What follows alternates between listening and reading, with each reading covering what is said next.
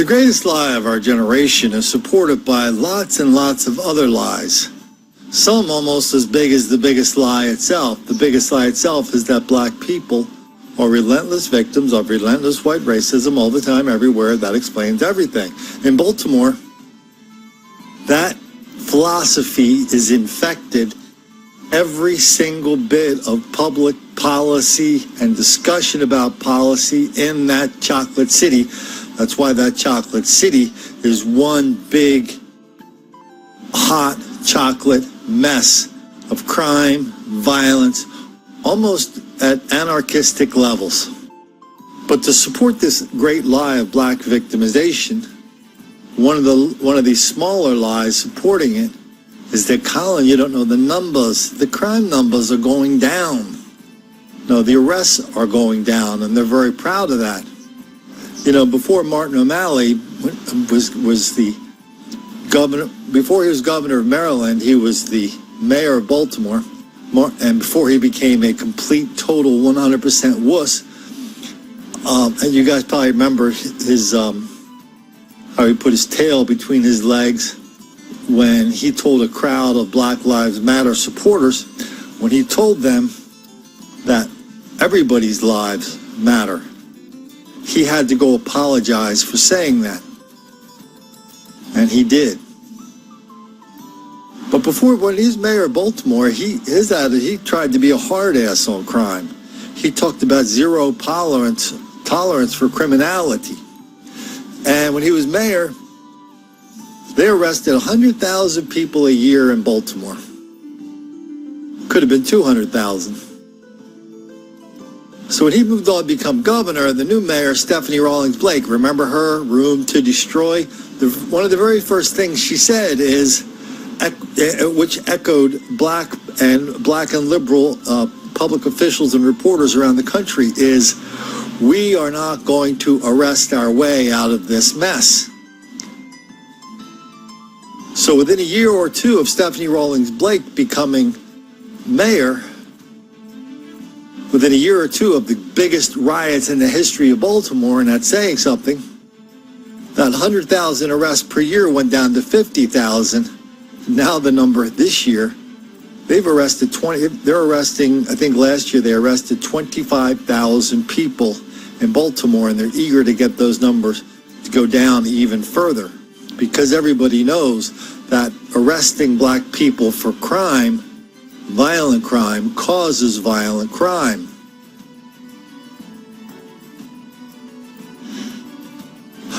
Why don't we take a look at these?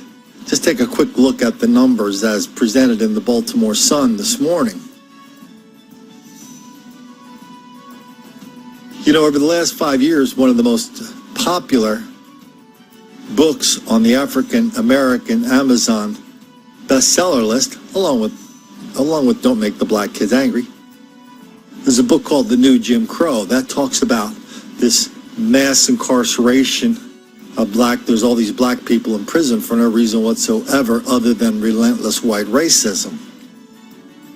And so it's not just Baltimore, it's Philly, it's St. Louis, it's Chicago. In Chicago, they're bragging about their prison population being at record lows, while people in the neighborhoods are saying, I don't know about the record lows there, but I've never seen this kind of crime in this kind of quantity as we're seeing today. I mean, how many stories have we done about Baltimore? How many do we need to do about Baltimore? I mean, forget the riots for a minute. That's what you're looking at now, some B-roll footage of the riots. When I think of Baltimore and how crime is so wildly out of control there, I think of other indicators that the crime numbers don't really capture. We've done at least 2 stories about how restaurants in Baltimore, just middle-class restaurants, middle-class and nicer restaurants, maybe in the harbor area, inner harbor area, they're closing. They can't find anybody to buy them. They can't even give them away. And if you read the stories, it goes down and down and down and down and down. Well, this, that. Oh, maybe crime had something to do with it. Maybe. This is in a city where crime is glorified and held up as some kind of symbol of resistance to white supremacy. I mean, how many other crime stories have we seen? I mean, forget the regular old black on white crime. Forget the white guy riding his bike home from a restaurant, decided he could ride his bike through a black neighborhood. They killed him. One of those guys is out of prison now. Oh, he was a kid. Lots and lots of black on white crime in Baltimore for the white people foolish enough to say in a city where the stated policy of that city is we're not really down with white people because they're always messing with black people. I think of other stories, they're almost at random. Baltimore is one of these cities that participates in this bike program. You park a bike, ride it, park it somewhere else, so some other urban pioneer can come along and ride it along. That way we don't need cars anymore, and it's a very communal, tribal thing. We did a story about how, well, all of a sudden, the bikes were gone. First day story is, well, we're fixing the bikes. You know, some mechanical issues. No, there were no mechanical issues. The fellas were stealing the bikes. And almost all the bikes were stolen. Thinking of the 50 kids who were at a Baltimore swimming pool. And they caused an enormous amount of chaos and violence and mayhem until they were all kicked out. All 50 of them all at once, kicked out. They went right to one of these bike racks, one of these city bike racks near the pool. They took all the bikes.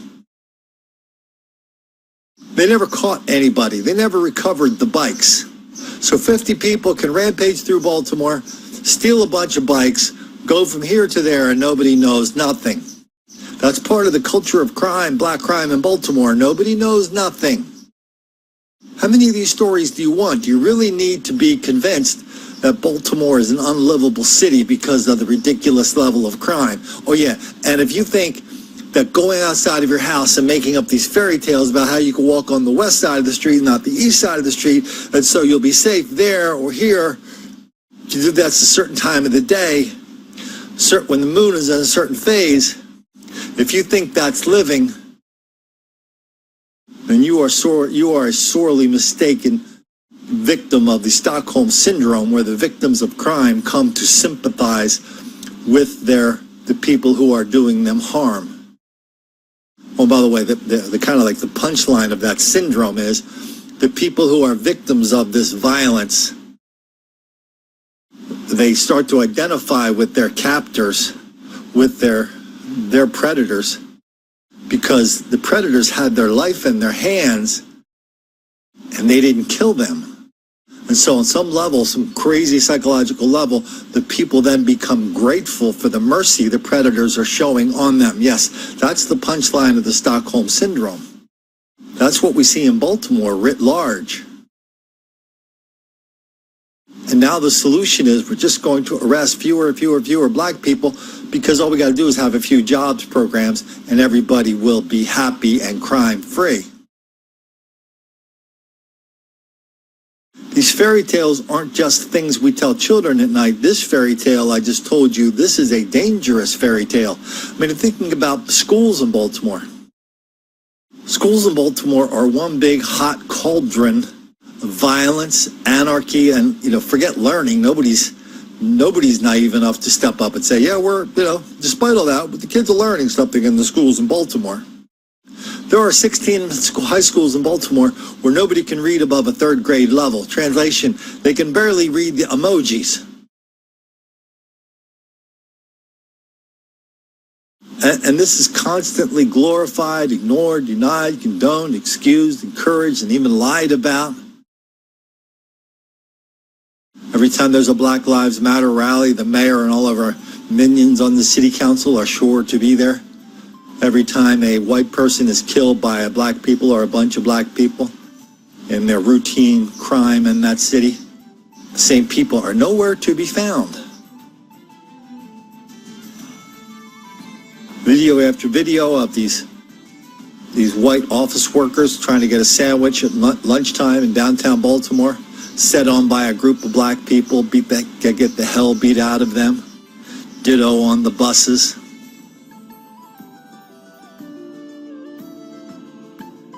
I'm thinking of the story where a mom and a dad and a kid try to get on a crowded bus full of black people. The black bus driver says, move to the back of the bus, make some more room. They said, there's no room back there. We can't move. The bus driver gets on the telephone and calls some fellas at a high school that's on her stop a few blocks down and says, hey, I want you to get on this bus and beat the crap out of these white people because they won't do what I tell them. Next thing you know, 20 black people are on the bus. Next thing you know, at the next stop, when the white people get off, the black people get off with them and beat the crap out of the bus driver. She was convicted of that. This is all testimony in court. That's Baltimore.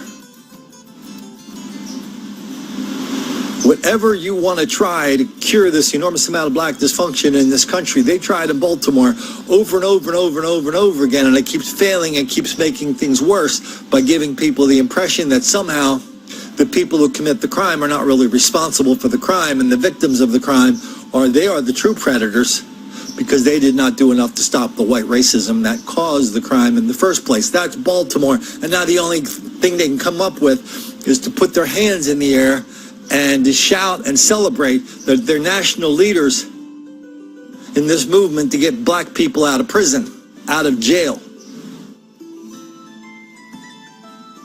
That's Baltimore. That's what they celebrate in Baltimore. A woman wrote an article in Baltimore called Baltimore, You're Making Me Cry, or something like that. She was kind of a white urban pioneer. So she wrote an article down there, and she even said, she did all the things you're supposed to do. She said, well, I'm not racist. This isn't about race. This is about criminals.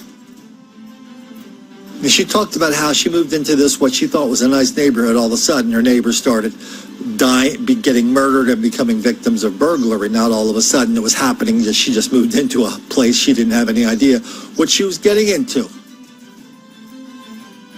Baltimore, you're breaking my heart. So she thought she was doing the good thing by doing the white liberal. Oh, it's not a black thing.